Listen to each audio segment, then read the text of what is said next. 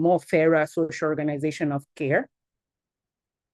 3, we are calling for the elimination of the burden of regressive tax measures, just such as VAT and other consumption taxes on formal and informal caregivers, particularly informal caregivers in the global south that have very little recourse to mechanisms of abating the burden of these measures on their incomes and lives and livelihoods.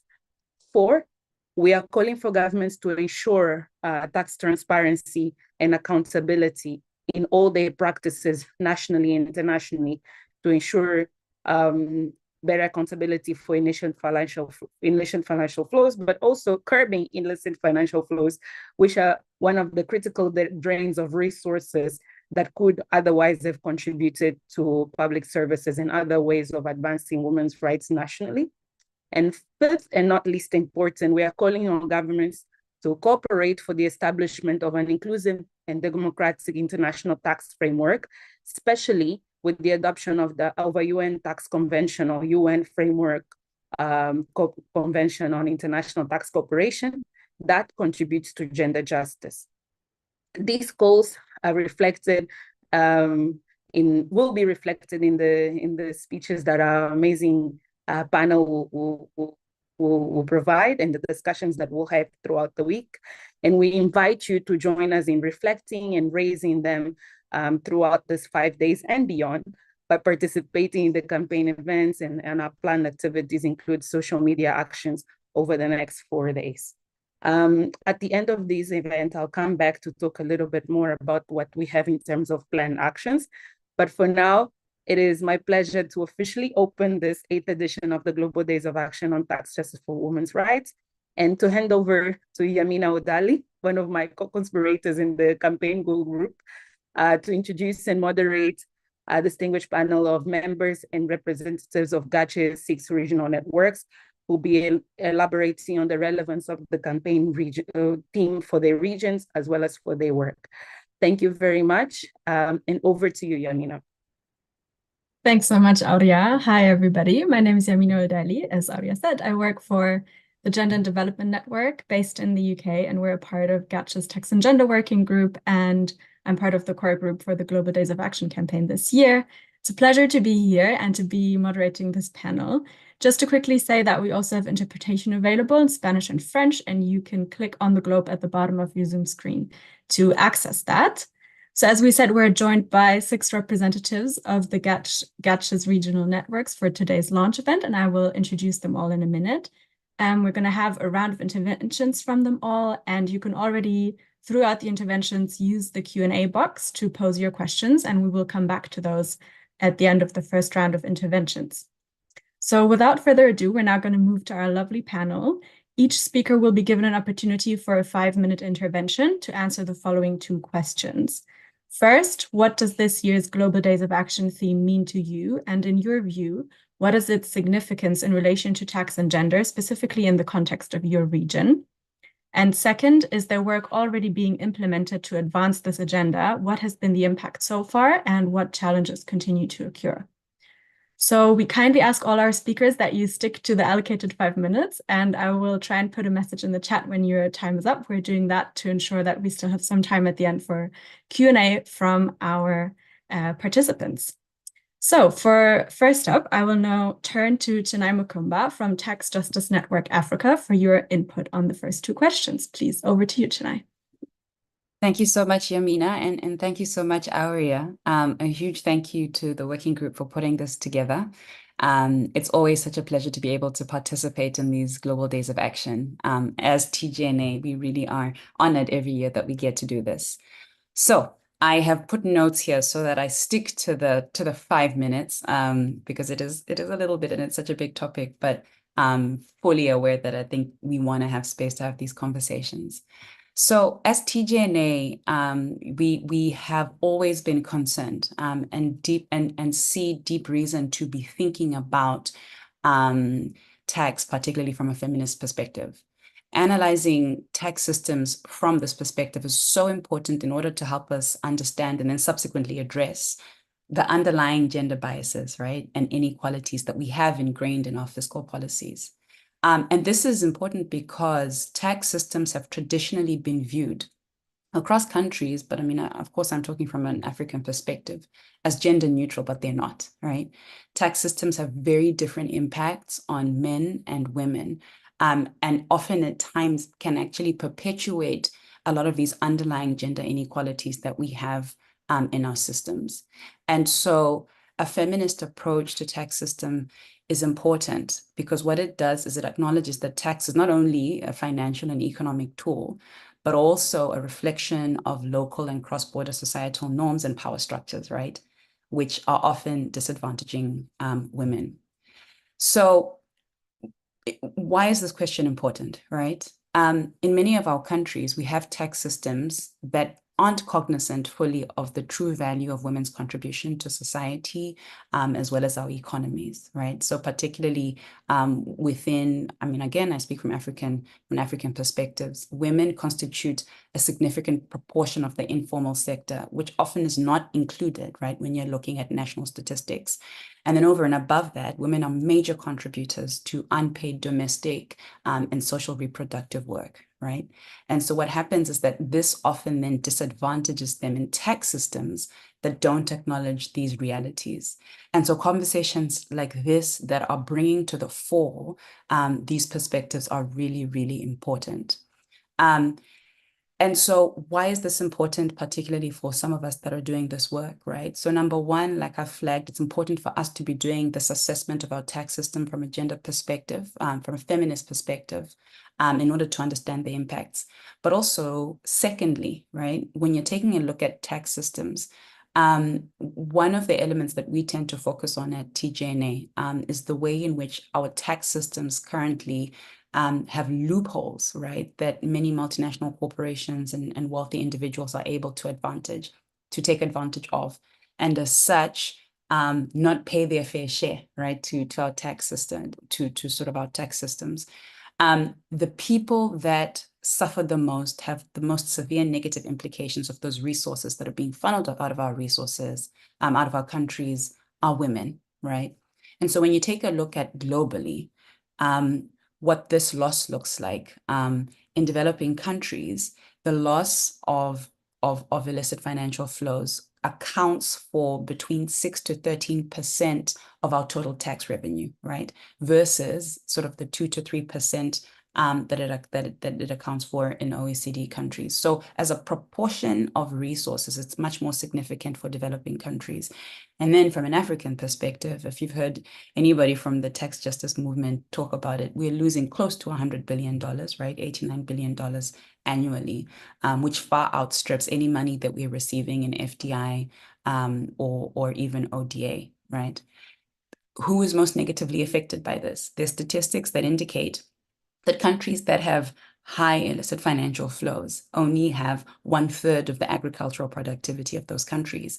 And within the African continent, who constitutes a significant part of the labor force of the agriculture sector? That's women, right? With countries that have high illicit financial flows, it's been shown that they're spending up to 75% less on health and education, right? And who is most dependent, particularly on those sectors? It's women, right? Countries that also have high losses of illicit financial flows have been shown to be spending almost 50% less, right, in the investment that's required for climate change adaptation and mitigation. And again, who is most affected negatively by this? It's women, right? And so, because I know my 5 minutes is coming to an end here, the importance of this conversation lies in that unless we take a feminist perspective to understanding our tax systems, understanding their impact, we are going to continue to see a perpetuation of the gender inequality that is already in existence in our economies, right? And to address it, we need to be having these questions and these conversations that help us dig deeper into these realities. So, Yamina, back to you. Thank you so much, Tanai. Great that you're already keeping your own time, so I don't have to come in, and definitely appreciate that. It's a very, very big topic and not easy to stick to 5 minutes. So thank you so much. Thank you so much for sharing your perspectives. We'll now move on to Clelia Guerrero from LatinDad, representing the Latin American Network for Tax Justice, for your responses to those two questions. So over to you, Clelia, please. Thank you, Yamina. Thank you, Aurea, and to all the team of the Justice and Gender Working Group from the GATE, the GATJ. I will switch to Spanish, just making use of the translation available and to represent my mother tongue from Latin America. So, como me presentaron, yo soy parte de la DINDAD y represento en este momento la Red de Justicia Fiscal de América Latina. He trabajado ya con temas de género y tributación durante algún tiempo. Yo siento que cada vez que como individuo empiezo a entender un poco más sobre las dinámicas y todo lo que Chennai nos ha presentado respecto a cómo se han perpetuado muchas cosas con los sistemas actuales. Siento que la indignación personalmente es mucho más grande, ¿no? En este sentido, creo yo que respondiendo a la primera pregunta, quisiera dividir en cuatro elementos el por qué es significativo el tema de esta campaña, que ya como habrán notado es algo no tanto, también laboral claramente, porque trabajo en eso, pero también es primariamente personal, yo siento, esta movilización. Y yo creo que antes de pasar a estos tres elementos, me gustaría señalar que la, la injusticia y estas brechas que existen y que Chennai ya manifestó pues, claramente, tienen que ver con la invisibilización que surge no solo de la informalidad, sino de la normalización de las cosas, ¿no? Siento yo que cuando algo no me cae a mí directamente, pues probablemente me hago de la vista gorda y prefiero no ver las cosas, ¿no? Cuando no me afectan a mí directamente. Y esto es crucial porque el diseño y la toma de decisiones sobre todo el sur global, en nuestros países, es masculino, mayoritariamente, ¿no? Estuvo demostrado, por ejemplo, en la época del COVID, de la respuesta ante la emergencia, de que aun cuando 2/3 del personal que estuvo en la primera línea eran mujeres, las tomas de decisiones en nuestra región se hacían mayoritariamente por hombres. Es decir, quienes implementaban y estaban allí en el frente de la situación, no tenían voz ni voto en cómo se tomaba o cómo se armaban las estrategias de alrededor de enfrentar esta crisis. Entonces, esto es solo un ejemplo pequeñito y muy puntual de cómo las voces de las mujeres en general, pero también de muchos otros grupos minoritarios, están invisibilizadas por el sistema. Entonces, retomando los cuatro componentes que les quería comentar, yo dividiría la importancia de hablar sobre el cuidado y sobre las brechas de género, cómo el sistema tributario puede o está en la labor de mejorar eso, son en temas de información, institucionalidad, implementación, impacto. En términos de información, como decía, si no lo sentimos cercano, es muy difícil que hagamos algo y la verdad, estas brechas son tan sistémicas que necesitamos que esta sea una tarea de todos, porque no hay otra forma de lograr un cambio sustantivo en estos temas. En cuanto a información, algo súper breve, no solamente tenemos la brecha del mercado, del acceso al mercado laboral, por ejemplo, que esto ya es, en Latinoamérica es muy claro, es como 50% más al menos de acceso como general al mercado laboral para los hombres y para las mujeres. Luego están los temas de formalidad, que también son muchísimo más altos en mujeres. Y algo crucial es allí el acceso a seguridad social, porque como nosotras tenemos muchas más intermitencias, dada la maternidad, todas las demandas de cuidado que hacen que una mujer solamente pueda trabajar cuando todo lo demás está solventado. Y dado que no existen muchos servicios públicos de soporte al cuidado, pues como ya sabemos, recae sobre nosotras y eso implica que no tengamos tampoco acceso a seguridad social continua. Esto sumado además a que las mujeres tenemos una expectativa de vida muchísimo más larga, pues es una combinación un poco difícil de abordar. Creo que es la realidad de muchas mujeres de nuestra región y del mundo. La segunda segundo componente es la institucionalidad y algo muy interesante aquí es que hay leyes de instituciones. Estamos realizando un estudio desde la TINDAD, también la Red de Justicia, la Red de Justicia Fiscal de América Latina, en el marco de un trabajo con la FTC, y algunos de los primeros resultados que salen en esa línea es que hay leyes, hay instituciones, el tema es que no funcionan, el tema es que no hay presupuesto para que se ejecuten, se implementen en la realidad.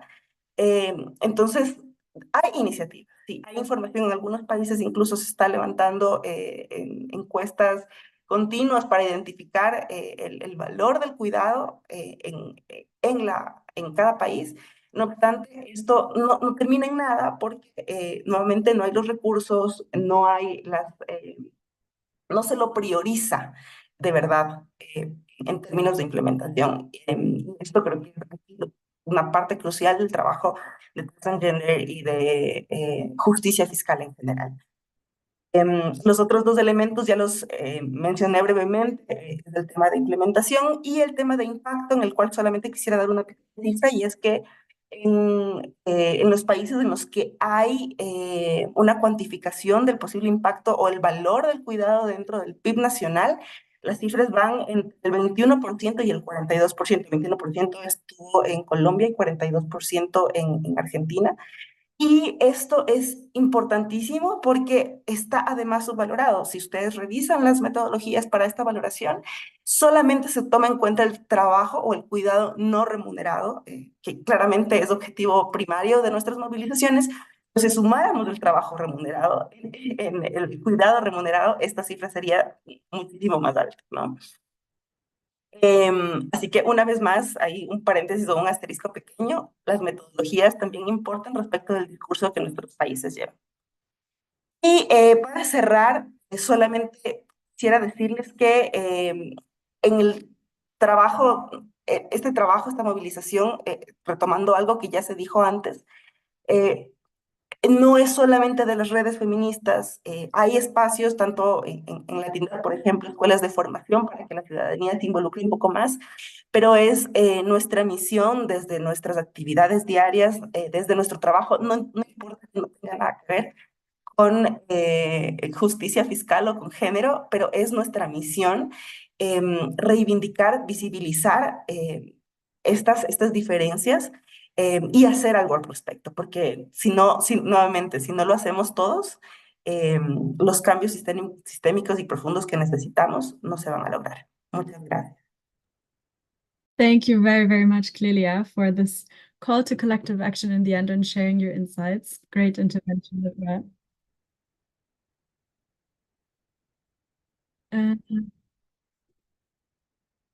Okay, sorry, I just had to change my tech settings. I was hoping that you didn't hear the background noise as well. Okay, so next up we have Thao Huang from ActionAid Vietnam, also representing the Asia Tax and Gender Working Group. So over to you with the same two questions. Thank you so much.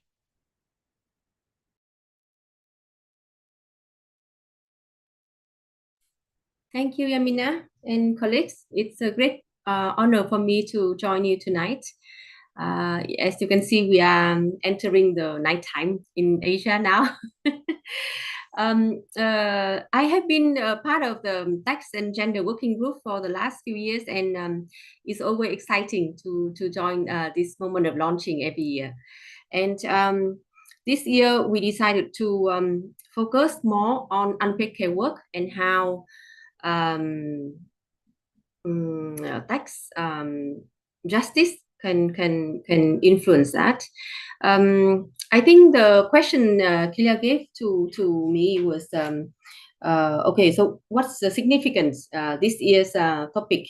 I need to say that working with ActionAid, we are supporting marginalized women in the country to claim their rights and build their own alternatives. For a lot of people, Vietnam may not look like a poor countries, but you can see that while we have more and more people joining the top richest 100 people list, We also have we are still having about 11 million people living with less than $2 a day, and many of them are still not having access to sanitation or healthcare or minimum safe water.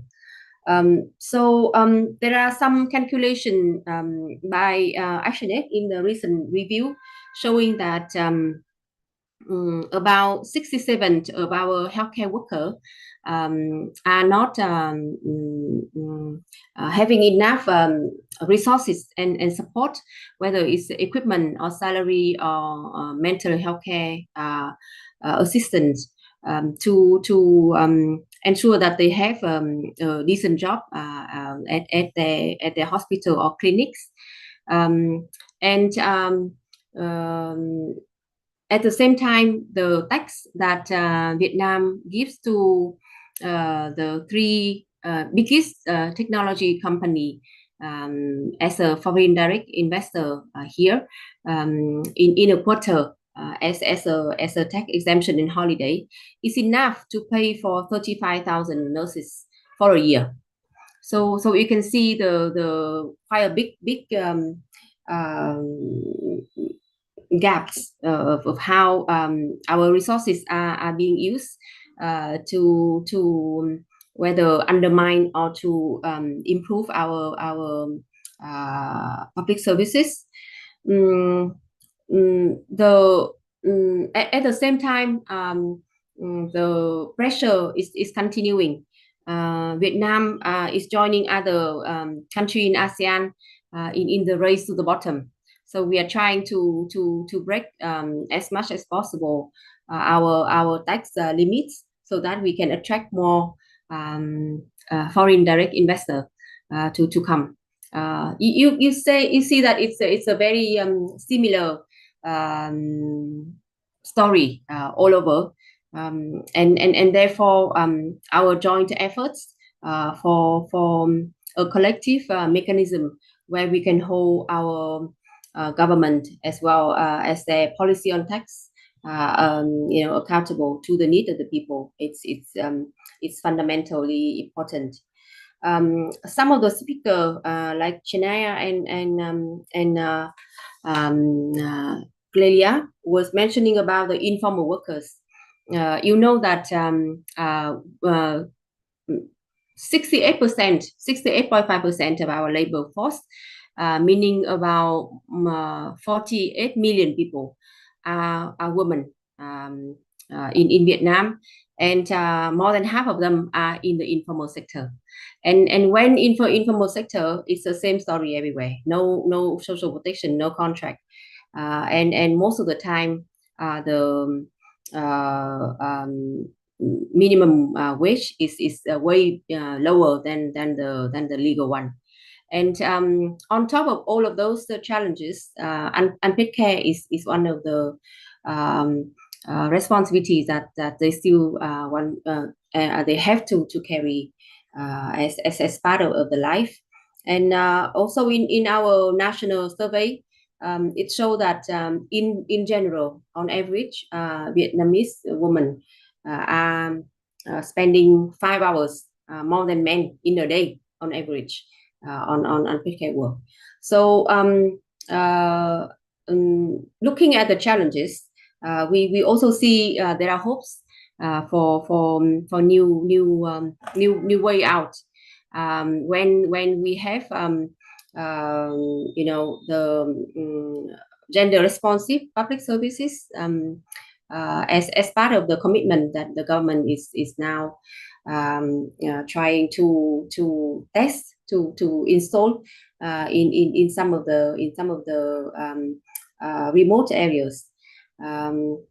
I know that it's still very minimum, but I guess in a very strong struggle, it's better to see that there are hopes that we can work together, so that our women can be more well protected with social protection, and therefore unpaid care work can be paid from the government revenues, mainly from tax.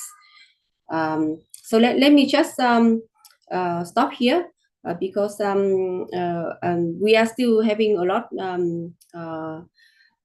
chance to discuss about how climate change, financing for climate change can be done from taxes. But I really hope that together our joint action across the region can make some big difference. Thank you. Thank you so much, Tao, especially also for staying up despite it already being so late. We really appreciate it. And thank you for your insights from Vietnam and also highlighting the similarities, as well as highlighting the climate issue. I'm hoping we can get to that throughout the Q&A as well. And that just serves as a reminder as well to you, our participants, to please use the Q&A box already to pose your questions so that we can come back to them later. Thanks again, Tao. So next we're going to turn to Tove Riding from Eurodat and Tax Justice Europe for the same 2 questions. Please, over to you, Tove. Thank you so much, Yamina, and thank you, everyone. It's a pleasure to be back and see you all for the Days of Action. First, one observation, congratulations to the GATJ Tax and Gender Working Group for, I think, 8 years of amazing action and still going very strong. And compared to when we started, it's been a massive change. I think this issue is really on the agenda. In the beginning, the GATJ Tax and Gender Group was the only one that talked about these issues, but now we see it in a lot of places. But I fear we might be seeing a bit of a pick and choose approach from some of the big actors, both from governments, but we also now have tax and gender and the World Bank and IMF and OECD. Everyone's talking tax and gender now. But I think there's a difference between having events, publishing reports, doing a bit here and there, a few things that relate to this issue, and then the fundamental reform that has, of course, always been the focus of this work, in addressing the fundamental inequalities in the tax system and addressing the very, very systemic and fundamental issues that we are discussing here, including unpaid care work and basically the undermining of the public sector and public services, and the fact that our tax systems are still deeply regressive. So I think there's a big issue now in highlighting that you can't just do anything on tax and gender. You have to look at the fundamental reform that we're all calling for. And of course, in that context, indeed, the fact that there's now a negotiation of a legally binding document to reform the global tax system, that could be a system changer. And in the first draft negotiating text in October last year, gender was mentioned as an issue that should be taken into consideration when they draft the new UN Framework Convention on International Tax Cooperation. And then it was taken out, it was deleted. So I think just as we're all here today, I just wanted to flag they're negotiating the terms of reference for the convention this year and making sure that we get gender solidly in those terms of reference. I think that is a key battle and a key first step towards the systemic reform that we're calling for. And from a European perspective, yes, we have levels of public services in Europe that are higher than in most other places. It's not to say that we don't have inequalities. In fact, economic inequalities are growing in Europe as well.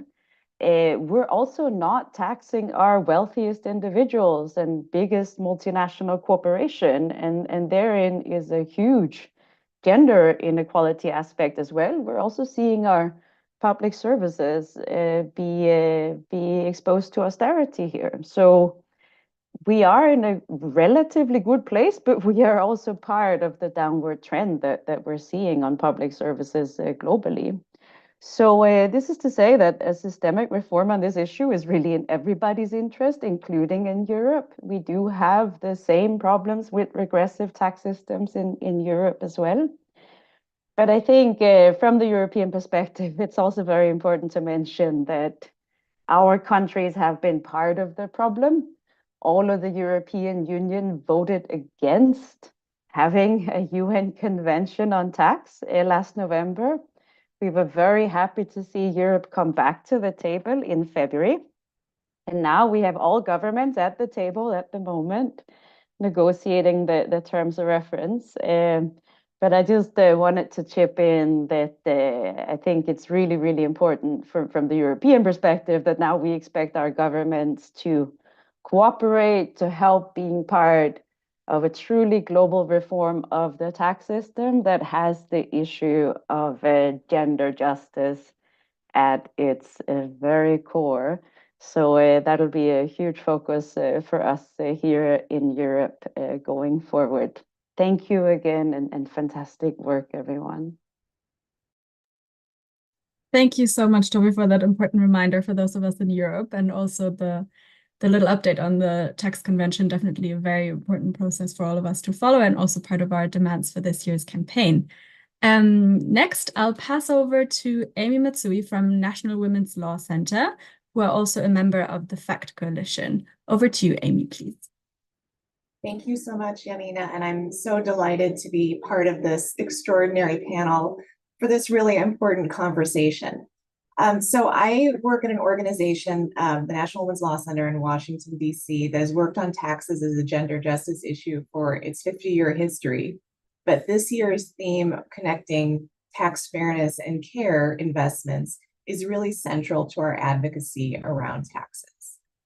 We feel very strongly that the tax code has the potential to transform women's lives and advance gender and racial equity if the very wealthiest in the United States and big corporations pay a fairer share of taxes and we invest the revenues in care. So as you know, in the United States, we lack a national policy for paid family and medical leave. Our child care system is both underfunded and inequitable, and we similarly lack the systemic investments in aging and disability care that every family, every worker, every person will need at some point in their lives. And similar to the themes that were raised by other panelists, women disproportionately shoulder these care responsibilities, as well as make up a disproportionate share of the underpaid and undervalued care workforce.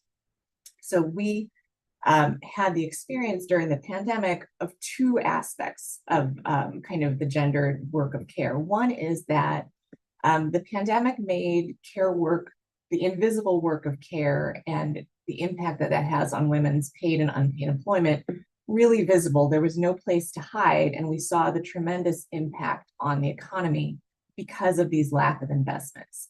And the flip side of that is that when our policymakers did invest in care supports as pandemic era relief, we also saw that that helped prevent the child care system from collapsing.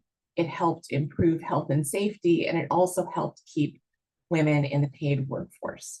So at the moment, because unfortunately, we did not make the permanent investments in the care infrastructure coming out of the pandemic that experience made so visible and so relevant, care investments really are the unfinished business for kind of the federal government to be able to have these national policies established in a permanent fashion going forward.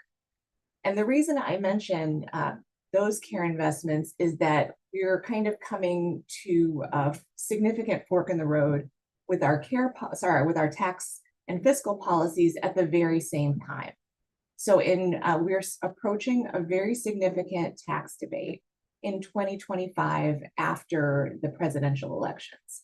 A number of tax cuts that were enacted under the Trump administration are set to expire at the end of the year, and the vast majority of them really do benefit disproportionately the wealthiest, the top 1% in income individuals, as well as large corporations.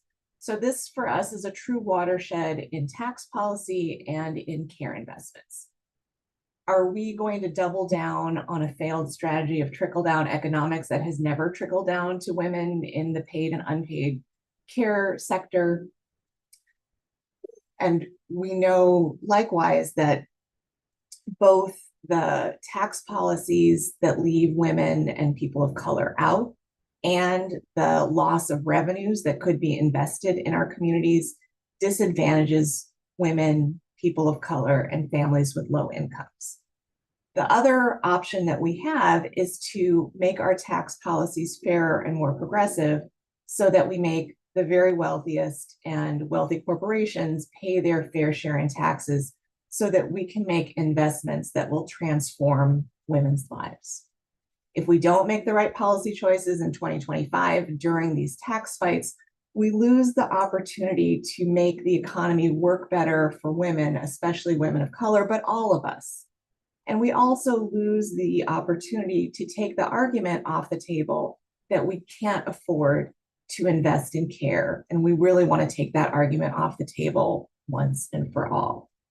So for specifically in policy in 2025, we are urging that we allow the tax policies that overwhelmingly benefit the higher kind of income levels and corporations that are set to expire in 2025. We would like those to ride off into the sunset and expire. In addition, however, we are urging policymakers to enact additional policies to make our tax system fair and more progressive, as well as tax policies that target and benefit women, people of color, and families with low incomes, among whom caregivers are overrepresented. And finally, we are urging full funding for tax administration through the Internal Revenue Service. So we know that the public is on our side. There's strong public support for increasing taxes on the wealthiest and big corporations. And likewise, there's very strong public support for care investments, especially among women and women of color, but also across political divisions. And support for care investments remains rock solid when we say that fairer taxes is the way forward to help pay for them. So we are part of efforts in the tax advocacy community to bring in gender justice advocates and care advocates so that everyone is part of the fight for tax justice in 2025. We're coordinating strategies, messages, resources. There's a lot of excitement, there's a lot of momentum. And this is reflected in the fact that even 2 weeks ago, when President Biden spoke about the State of the Union, he connected tax fairness and the kinds of investments, transformative investments in care that those tax policies could enact. So thank you. I'm looking forward to the rest of this conversation and so grateful to be here with all of you today. Great. Thank you so much, Amy, for those reflections from the US and the outlook to next year as well. Definitely going to keep an eye on that as well and keeping our fingers crossed that something good is going to come out of it. And over now to our last speaker, last but certainly not least, we have Katrina Miller from Canadians for Tax Fairness. So over to you, Katrina.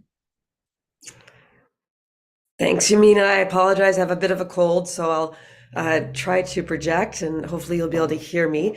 It's an honor, of course, to be here with my esteemed panelists, but all of you really, and to be here in year 8 of this campaign. We really at Canadians for Tax Fairness always appreciate being able to join in these global efforts and to take the work that we do at a national level and think about it within the global context, because that's a really important element for us to understand how the work we do fits into a global conversation around tax justice, around gender justice.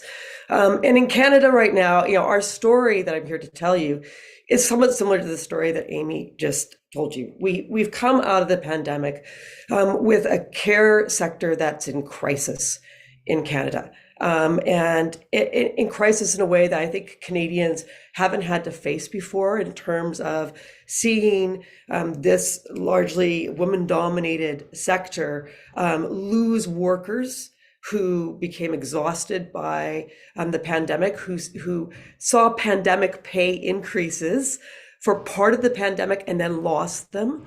Found that they couldn't take care of their families that they, of course, were responsible for taking care of, and go to work and take care of others at the same time. And so we have a care sector, both health and education, that frankly is in crisis right now. And that's recognized by our government, by both provincial and federal governments. They understand that there's a crisis, and they understand that they need to do something about it. And we've been fortunate here in our work in Canada to, over the last 10 years, get some progressive tax measures passed that do a marginal job, I'd say, at increasing some of the tax revenues that we need in order to bolster the funding for places like our care sector.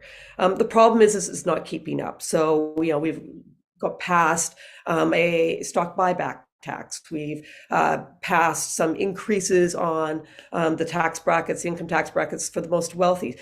Similar things to what the US has done, but the amounts that it's bringing in, which is a few $billion every year, isn't nearly enough to deal with the crisis that our healthcare system faces right now and our education system faces. We need, tens of billions of dollars to put into these sectors in order to ensure that the people who work there, again, it's women dominated, mostly women of color, who work there are being paid fairly and are in jobs that are truly sustainable in terms of being able to support the institutions that they're in, but also support those women's lives.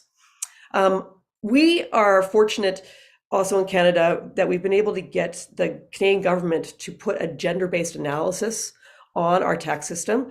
And so we know quite clearly that our tax system is still very, very unfair in ways that our gender-based analysis might recognize, but our policy does not. We can see, for instance, that our incredibly low corporate tax rate is harming our gender equity in Canada, because it's really benefiting larger corporations and the shareholders of those larger corporations, which are men. We can see that many of our tax loopholes, like our capital gains loophole, again, tends to benefit the richest, and those tend to be men.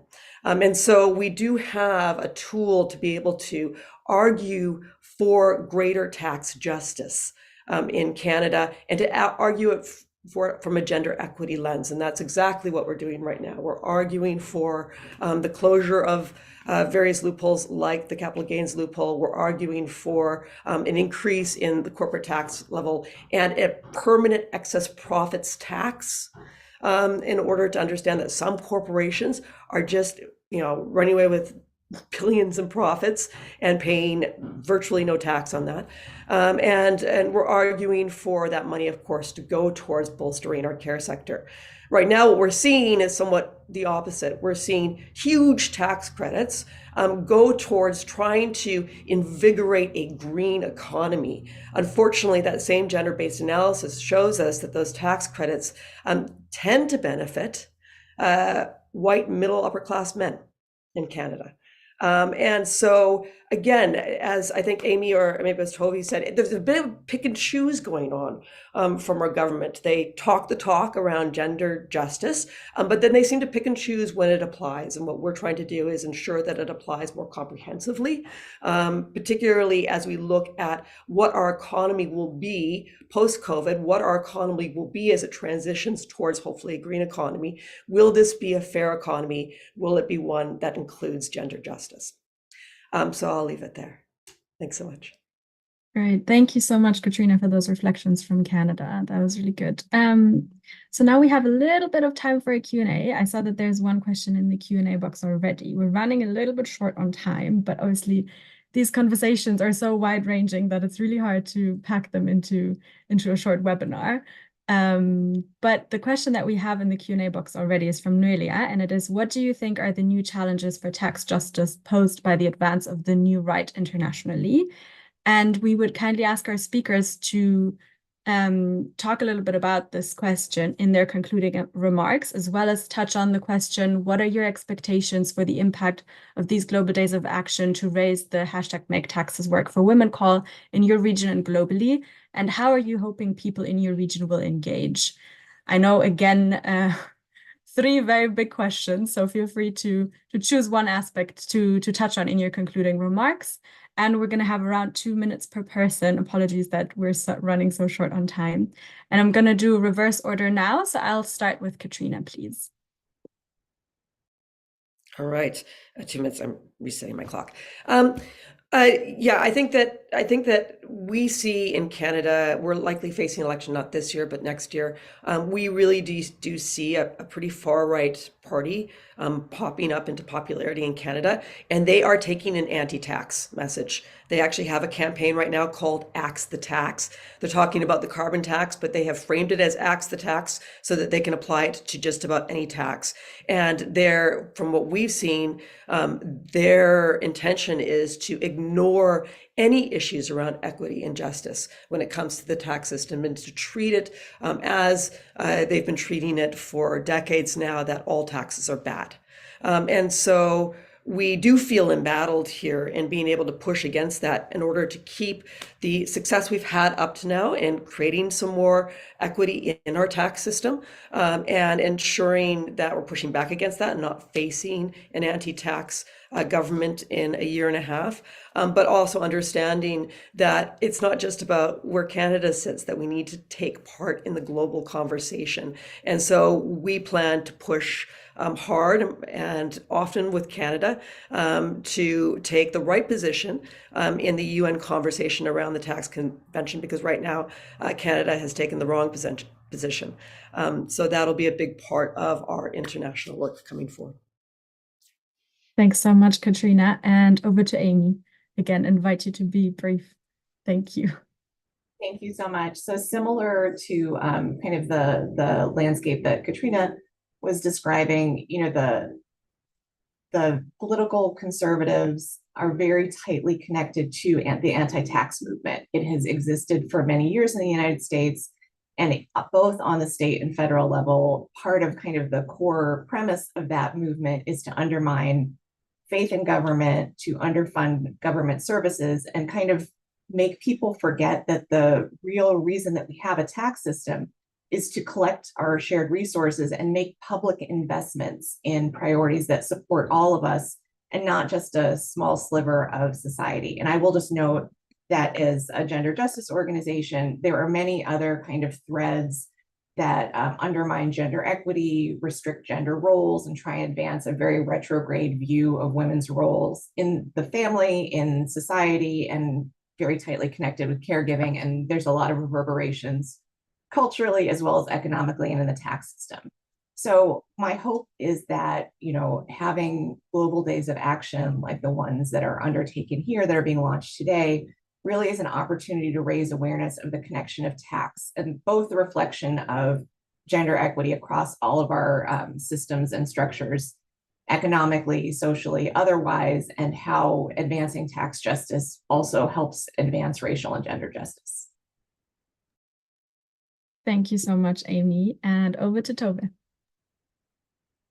Yeah, thank you so much for that. In terms of the new right, I'm not sure how many decades we can keep calling them new in Europe. This has been going on for quite a long time. And in some countries, including my own Denmark, we're actually starting to see some fatigue. They got a lot of influence, and it turned out that the society didn't magically improve, and in some ways it got worse. And so now they're being blamed for bad governance, which is interesting to see. Also, we don't have really any parties that strongly want to get rid of tax. There's a question of the level of tax, but generally it's about who do you want to tax. And the right-wing conservatives, they want to tax basically the poor and make sure that the rich can keep their fortunes because that's supposedly good for the economy. The trickle down is still somewhat of a religion here. And then there's a spending issue. And I think even the right wing and conservatives, they still want to spend public money. They want to spend it on corporate subsidies and now on the army and so forth. But everyone's actually keen on having a government and spending money. So it's actually more about the distribution and about where the money's coming from. But one of the things that we see is that when inequality goes up, that's also when people start looking to the extremes. So in Europe, it's often been in relation to concerns about inequality that people have been looking to new places, including sometimes the far right. So these things are connected, but again, I think in having a fundamental reform of the global tax system is actually something that we in Europe are stressing as a way of creating more political stability and more belief in the justice of the system. And one thing that we don't hear anybody say in the European political spectrum is that it's okay that wealthy individuals and multinational corporations keep dodging taxes through international loopholes. This is actually unacceptable across the board. So here is a huge consensus that is a very important driver towards having a new UN Framework Convention on international tax cooperation. I'll stop there again with warm thanks, everyone. It's always a pleasure. Warm thanks to you as well, Toby. Thank you so much. And over to Tao, please. Thank you. I guess I would like to emphasize the building alternatives aspect of our movements. And I believe that what we are doing now is fundamentally important for movements and organizations on the ground that we are supporting to learn about this knowledge, learn about the struggle in our sister in other regions knowing, experiencing, and also learning how we can work together in this journey with alternatives. There are community-based alternatives that we can see from the south, from this side of the world, addressing the power imbalance between men and women in deciding on how unpaid care work will be done, and demanding that the government will spend money into improving their local kindergarten, particularly when the maternity leave is only for 6 months and the public kindergarten only accept children from 3 years old. So I think small initiative like that can also build up or strengthen our foundation of struggle. And I thank you a lot for the inspiration. Thank you. Thank you so much, Tao, and thank you to you as well for the inspiration, definitely. Over to Clelia, please, for your concluding remarks. Thank you, Yamina. I think I would say that my expectations for this campaign would reside into areas.